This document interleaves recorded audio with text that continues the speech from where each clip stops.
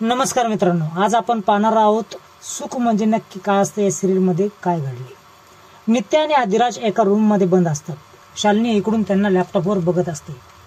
Shalini सोमाला phone लावते आणि म्हणते ती आता वेळ आल्याही तो विषारी गॅसचा कॉक सुरू कर। तसा तो कॉक सुरू करतो। आदिराज गॅसकडे बघू लागताच राजमा खूप घाबरते। शालिनी मात्र खूप खुश होते। थोड्याच वेळामध्ये सर्व रूम मध्ये गॅस पसरतो आणि त्याला त्रास होऊ लागतो। आदिराज म्हणतो की ज्याने बाहेरून दरवाजा लावला आहे त्याचंच हे काम आहे।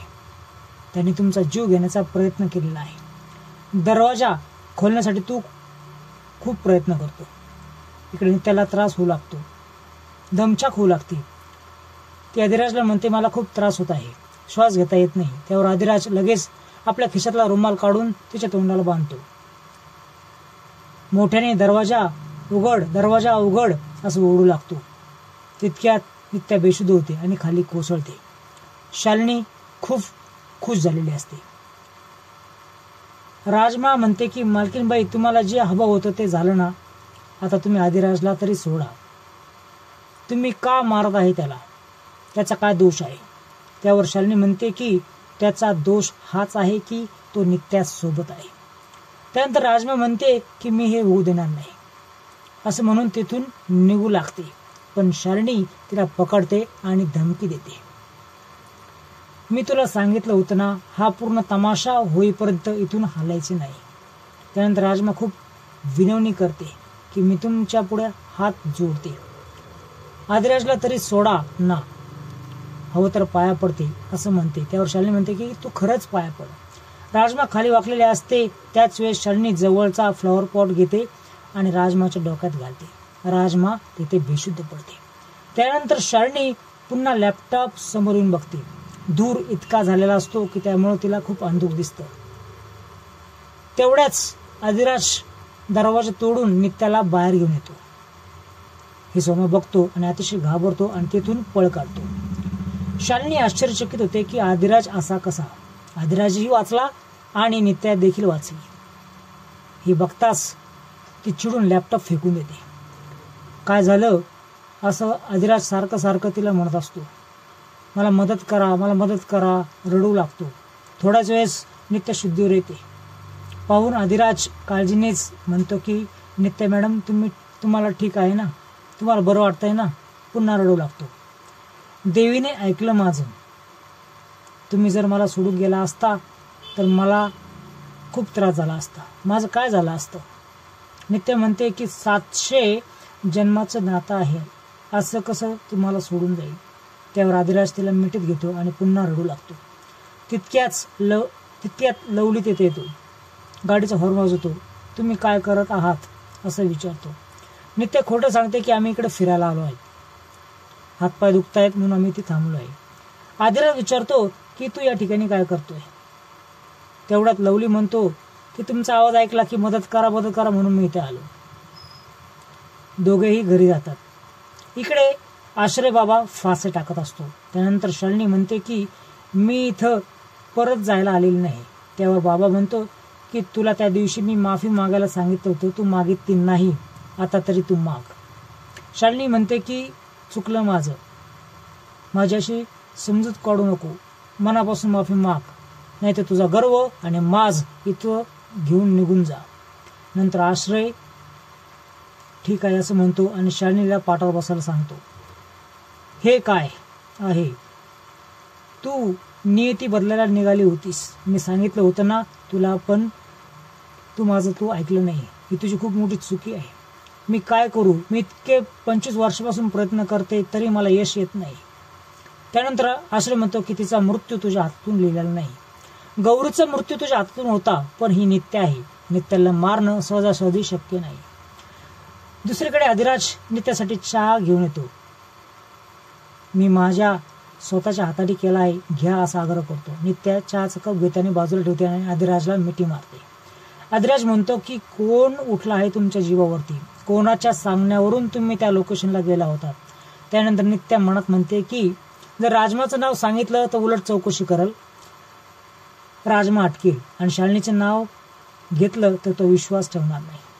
आदिराज म्हणतो की बोला की काहीतरी, तुमचा जीव वाचवणारालाही इतका कळू नये की तुमचा जीव घेण्याचा प्रयत्न कोण करत आहे.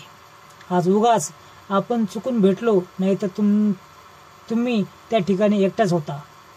एकटाच त्या ठिकाणी गेला असता काय झालं असतं याची कल्पना येते ना तुम्हाला. नित्य म्हणते की जसं आज आपण चुकून भेटलो आहे तसेच मला चुकून कोणीतरी लोकेशन पाठवला असेल. आणि आदिराज म्हणतो की कोणी लोकेशन पाठवलं तुम्ही त्यानंतर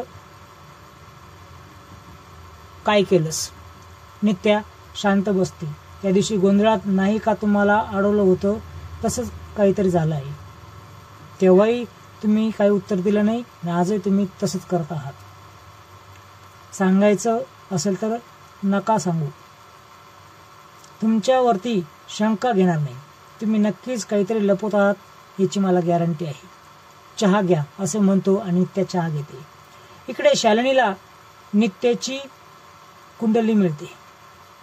ही कुंडली आश्रम बाबा दाखवतो आणि म्हणतो की नित्याला असं कोणीच मारू शकत नाही. या नक्षत्राला जन्माला आलेली व्यक्तीच तिला मारू शकते असं सांगतो. किती प्रयत्न केले तरी नित्याला मारण्याचा आनंद तुला कधीच मिळणार नाही, कारण तिचा मृत्यू तुझ्या हातातून लिहिलेला नाही. फक्त मृग शीर्ष नक्षत्रामध्ये जन्मलेला व्यक्तीच तिला मारू शकतो. शालिनी म्हणते की मग त्या नक्षत्राला व्यक्तीला मी शोधेल, मग मी मारेल. त्यावेळेस बाबा म्हणतो की स्वतः तीच या नक्षत्राला जन्माला आलेली. त्यावेळेस शालिनी खूप जोरात हसते. तर मी तिला हिप्नोटाइज करून संपवू शकते. आश्रम बाबा म्हणतो की तुझ्याकडे काही तास शिल्लक आहे. उद्या दुपारी 2:17 काळ बदलणार आहे. त्यावर शालिनी म्हणते की खूप वेळ आहे माझ्याकडे. त्याच्या आधीच नित्या स्वतःचा जीव घेईल. इकडे दुसऱ्या दिवशी सकाळी नित्या जेव्हा तुळशीला पाणी घालायला येते तेव्हा तुळस काळवंडलेली असते. ही तुळस बघून ती घाबरती. तेवढ्यात विमल येते आणि तुळस काळवंडलेली बघून तिला देखील धक्का बसतो. ती तात्यांना आवाज देते.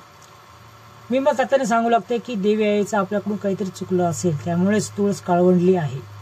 हा खूप अशुभ संकेत आहे. काहीतरी नक्की वाईट घडणार आहे. त्यावर अधिराज म्हणतो की काही सुद्धा असं होणार नाही. पावसाचे दिवस आहे, पाणी खूप जास्त असेल, पाणी खूप जास्त आले आहे, त्याच्यामुळे ऊन पण पडत नाहीये, पाऊस पडतोय, त्याच्यामुळे त्याचा कलर बदलला आहे. आणखी सुद्धा कारण असू शकतात ना. त्यावेळेस विमल काही कारण नाही, काही कारण का असं ना, पण आपल्या घरासमोरचीच तुळस का काळवंडली, नक्की काहीतरी वाईट घडणार आहे असा विचार करते. त्यावर तात्या तिला समजवतात आणि घरात घेऊन जातात. काही डोक्यात घेऊ नको असे देखील म्हणतात. तेव्हा पवनी लगेच तिथे येते आणि घरामध्ये आता काही चांगलं होणार नाही अशी आशंका ठेवते.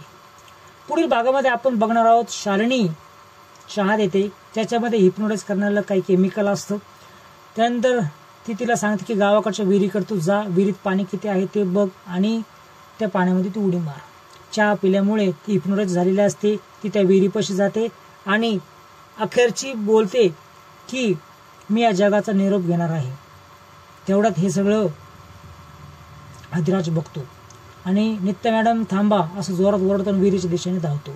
तर तुम्हाला अशीच नवीन अपडेट मिळायची असेल, पाहायची असेल तर तुम्ही निश्चित स्वरूपात या चॅनलशी संलग्न राहा. बेल आयकॉन दाबा, सबस्क्राईब करा. व्हिडिओ पाहिल्याबद्दल धन्यवाद.